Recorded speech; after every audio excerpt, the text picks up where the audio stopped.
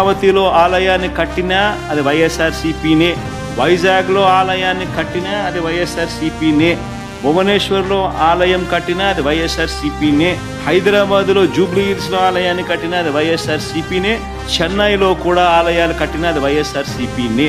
ఇవన్నీ కట్టింది వైఎస్ఆర్సీపీ హయాంలోనే, చంద్రబాబు హయాంలో కాదు. చివరికి అమెరికాలో కూడా ఆలయ నిర్మాణానికి మా హయాంలోనే టీటీడీ సహకరించింది. స్వామివారి దర్శనానికి వచ్చే భక్తులకు సేవలు అందిస్తూ ఉన్న ఉద్యోగులకు మరింత తోడుగా నిలిచేందుకు 9,000 మంది ఉద్యోగులకు ఇళ్ల పట్టాలు ఇచ్చింది కూడా వైఎస్ఆర్సీపీ ప్రభుత్వమే. వైఎస్ఆర్సీపీ ప్రభుత్వం వచ్చిన తర్వాతే నవనీత సేవ మొదలుపెట్టాం. దీనికోసం స్వచ్ఛమైన నెయ్యి తయారీకి కొండ మీద ప్రత్యేక గోశాలను కూడా పెట్టాం.